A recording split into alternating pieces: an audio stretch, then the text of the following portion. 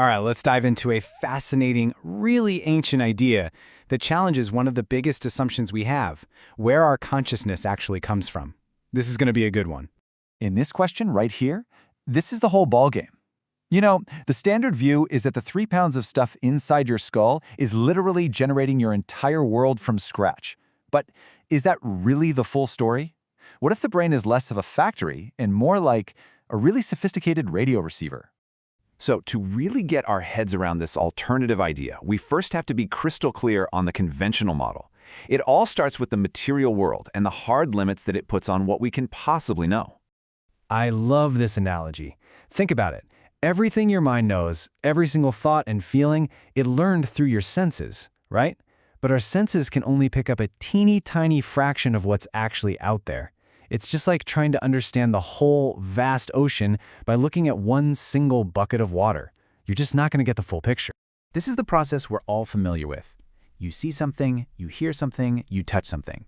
Your brain, which is this incredible processing machine, takes all that raw data, finds the patterns, and builds a model of reality. But here's the key. Notice how every single step in this chain is stuck in the physical, material world. Using this method and this method alone, your mind can never ever know anything beyond what it can physically measure. Okay, so now for the fun part. Let's explore an ancient hypothesis that just completely flips this script. It suggests a radically different job for the brain. So here you have it, the two competing ideas, side by side. On one hand, you've got the conventional view, the brain as a factory, building your awareness out of raw materials. And on the other, you've got the Chitta Hypothesis, which says, no, the brain is more like a receiver, tuning into a field of consciousness that already exists. The key term we're talking about here is chitta.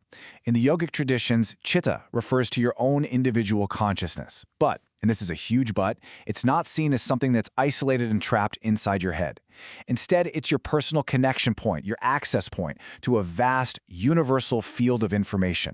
And look, this isn't some new age idea somebody came up with last week. This is a systematic finding from contemplative practitioners. Think of them as inner scientists, yogis, and meditators across thousands of years. The consistency in what they report is just staggering. When that many people working totally independently describe the same fundamental reality using the same methods, well, it stops looking like imagination and starts looking a lot more like data. Okay, but did this different way of thinking actually produce anything, tangible? Well, if you look at the historical record from ancient India, it looks like it produced knowledge that was centuries ahead of its time. I mean, just consider these achievements that came out of this contemplative culture: the decimal system, the number 0, a working math of infinity, incredibly precise astronomical calculations. These aren't minor discoveries, folks. These are the very bedrock of modern science and mathematics. Revolutionary ideas that came from the exact same tradition that developed this whole Chitta hypothesis. And this timeline really puts it all in perspective. It's stunning.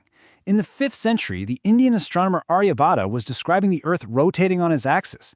That's a concept that wouldn't even be formally proposed in the West by Copernicus for another 1,000 years. A 1,000-year gap. So you have to ask, how did they know? The tradition suggests they weren't just guessing, they were accessing information through a different channel altogether. So naturally, this all brings up the big question, right? Where's the proof? How can you validate any of this stuff? Well, the answer lies in understanding that this is a different kind of science, a science of our own inner experience. Think about it. Material science is brilliant at studying the outside, objective world with tools like telescopes and microscopes, but it kind of hits a wall when it tries to look at consciousness. Yogic science, on the other hand, takes the total opposite approach. It turns inward. It uses consciousness itself as the finely tuned instrument to study its own nature. It's a first-person investigation, not a third-person. So, when should we really start to take this framework seriously?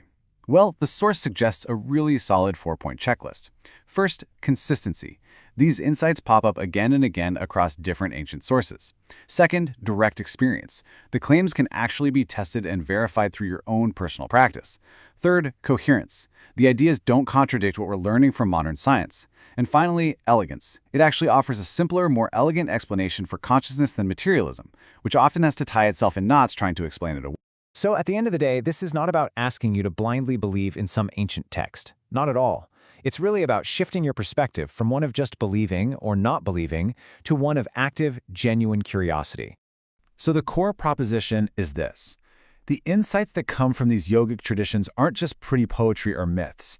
They're a form of real, genuine knowledge, accessed by turning the instrument of our own consciousness back on itself, to see a reality our five senses just can't pick up. And this line just says it all, doesn't it? It completely sidesteps the whole debate of belief versus disbelief and just frames it as an invitation. The challenge isn't to your faith, it's to your curiosity.